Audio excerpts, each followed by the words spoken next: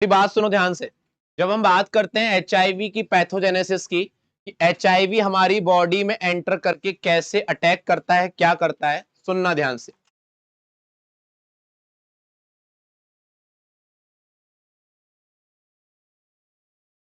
ये हमारी बॉडी में सेल, जिसको हमने क्या नाम दिया है, मैक्रोफेज। क्या नाम दिया है? ये उसका न्यूक्लियस, और न्यूक्लियस के अंदर प्रेजेंट है जेनेटिक मटेरियल। क्या प्रेजेंट है? Genetic material. Host cell DNA. Host cell मतलब मैक्रोफेज, होस्ट सेल मतलब। अब देखो, जैसे ही एचआईवी वायरस पहुंचा, ये प्रोटीन हो गया, ये हो गया आरएनए, सिंगल स्ट्रैंडेड आरएनए। इसके कितने मॉलिक्यूल्स होंगे? 2। कितने मॉलिक्यूल्स होंगे? 2। अब ये अटैक करेगा मैक्रोफेज पर, और मैक्रोफेज पर ये अटैक करेगा due to presence of which type of receptors? CD4 receptors. कौन से रिसेप्टर्स? क्वेश्चन आता है, एचआईवी मैक्रोफेज और हेल्पर टी सेल के अलावा दूसरी सेल पर अटैक नहीं करता, उसका रीजन क्या है? हर वायरस, हर पैथोजन हमारी बॉडी की एक स्पेसिफिक सेल पर अटैक करता है due to presence of receptors. तो वहां पर CD4 रिसेप्टर्स ना होने की वजह से एचआईवी उन पर अटैक नहीं करता। क्लियर ये पॉइंट? अब ये देखो, जब भी कोई वायरस किसी भी होस्ट सेल पर अटैक करता है, तो सेल के अंदर सिर्फ वायरस का जेनेटिक मटेरियल जाता है, प्रोटीन बाहर रह जाता है। सिर्फ क्या जाता है? Genetic material. ये क्या था? आरएनए। आरएनए के पास कौन सा एंजाइम था? Reverse transcriptase. RNA reverse transcriptase enzyme की हेल्प से क्या बना लेगा? क्या बना लेगा? अब ये डीएनए जाकर अटैच होगा मैक्रोफेज के डीएनए से। ठीक है? अब जब मैक्रोफेज का डीएनए रेप्लिकेट करेगा, तो उसके साथ अटैच इस वायरस का डीएनए भी क्या करेगा? रेप्लिकेट। फिर वायरस का ये जो डीएनए है, ये रेप्लिकेशन करने के बाद बनाएगा ट्रांसक्रिप्शन, और ट्रांसक्रिप्शन से फिर से क्या बना देगा? आरएनए।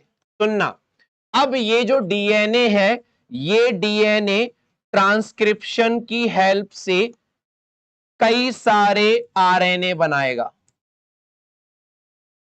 और यही डीएनए ट्रांसक्रिप्शन के बाद ट्रांसलेशन की हेल्प से प्रोटीन की कवरिंग भी बनाएगा जो बाहर रह गई थी। समझ में आई मेरी बात? In this way, when one virus attack on one cell, it produce a large number of virus cell. जब ये सेल पूरी वायरस से भर जाएगी, उसमें स्पेस नहीं बचेगा, ये cell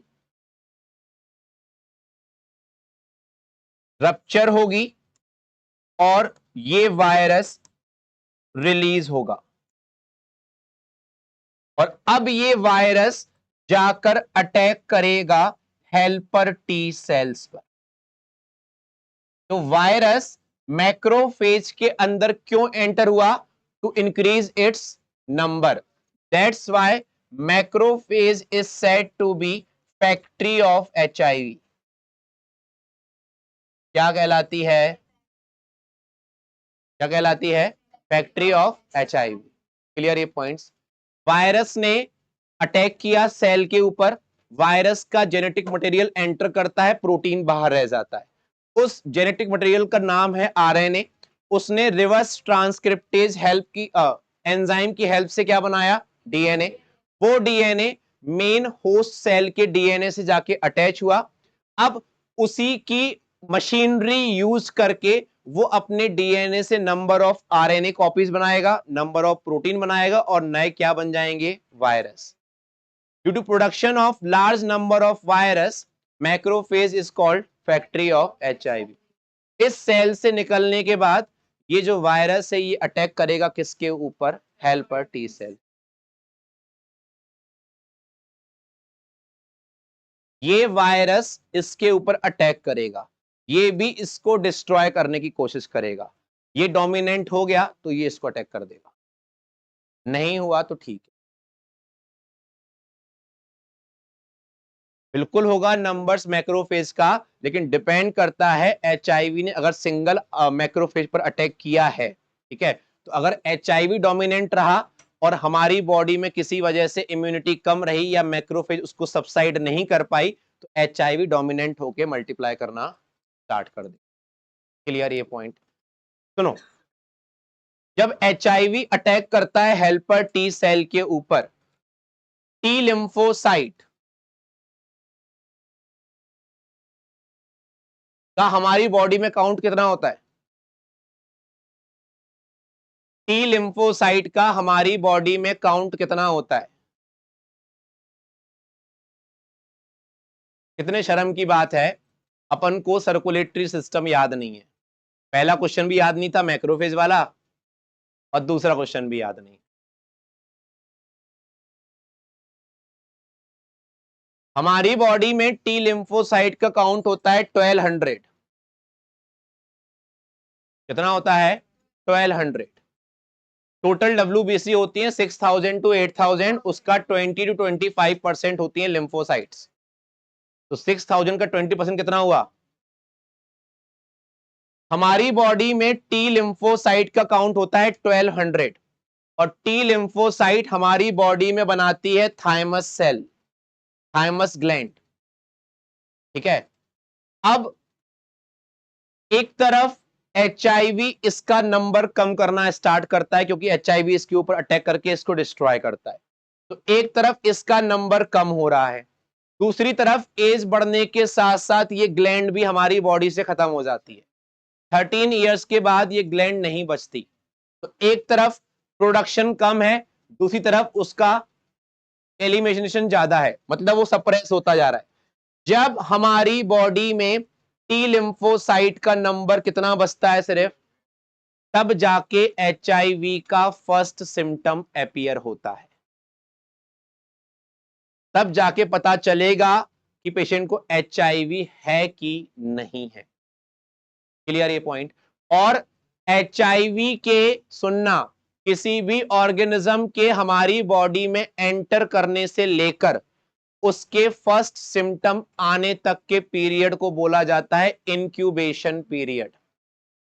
When a pathogen enter into our body and its first symptom appear, that time period is called incubation period. Incubation period in case of HIV goes up to maximum 10 years. मतलब अगर foetus के अंदर HIV है तो हो सकता है उस बच्चे में HIV का फर्स्ट सिम्टम 8 से 10 साल के बाद आए। तभी ये बोला जाता है कि HIV बाय बर्थ नहीं होता। समझ में आई मेरी बात? अब जब काउंट इतना कम हो जाएगा तो हमारी बॉडी कहीं से भी कोप अप नहीं कर पाएगी कि वो उससे फाइट कर सके। यही रीजन है कि एचआईवी का अभी तक कोई ट्रीटमेंट नहीं। समझ में आई मेरी बात? इनका इंपॉर्टेंस क्या है? लिम्फोसाइट ही वो सेल हैं जो हमारी बॉडी में बी लिम्फोसाइट को इंड्यूस करती हैं टू मेंटेन इम्यूनिटी। जब ये चीजें कम हो जाएंगी तो हमारी बॉडी की इम्यूनिटी क्या हो जाएगी? इम्यूनिटी इतनी कम हो जाती है कि हमारी बॉडी में प्रेजेंट नॉर्मल माइक्रोब्स भी हमारी बॉडी में डिसीज प्रोड्यूस करना स्टार्ट कर देते हैं। ई कोलाई जो हमारी बॉडी में नॉर्मली रहता है इंटेस्टाइन में, that also start to produce diseases. और भी बॉडी में कई सारे इन्फेक्शंस होना स्टार्ट हो जाते हैं, क्योंकि हमारी बॉडी की इम्यूनिटी क्या हो जाती है? कम। क्लियर ये पॉइंट? इसीलिए एचआईवी के सिम्टम्स आते ही सडन वेट लॉस होता है, नाइट में स्वेटिंग होना स्टार्ट होती है। ये सारे कुछ सिम्टम्स होते हैं एचआईवी के। और एचआईवी का फर्स्ट सिम्टम होता है हमारे माउथ में अल्सर होना। अल्सर कई रीजन की वजह से हो सकता है, बट एचआईवी की वजह से भी अल्सर होता है। क्लियर ये पॉइंट? अंडरस्टूड? हाला, इसको बनाओ। अगर HIV स्टार्टिंग पता चल जाए तो उसका ट्रीटमेंट हो सकता है। इंडिया में ही एक केस ऐसा आया था जहां पर पेशेंट को पता चल गया था कि उसको HIV जैसे सिम्टम्स हैं, तो वो ठीक हुआ था, सिर्फ एक सिंगल पेशेंट। इसीलिए फॉरेन कंट्रीज में बोला जाता है कि we have to go for blood checkup for every 6 month. या हम इंडिया में रहकर भी हर 3 महीने में ब्लड देते रहें, क्या पता चेकअप मिल जाए, कुछ हुआ है बॉडी में, तो एटलीस्ट पेशेंट ठीक किया जा सकता है। बट हम लोग खून पीते हैं, खून देते नहीं है। जब ब्लड दिया जाता है तो पहले ब्लड चेकअप होता है पूरा कि तुम्हें HIV तो नहीं है, मतलब ब्लड देने वाले को, तब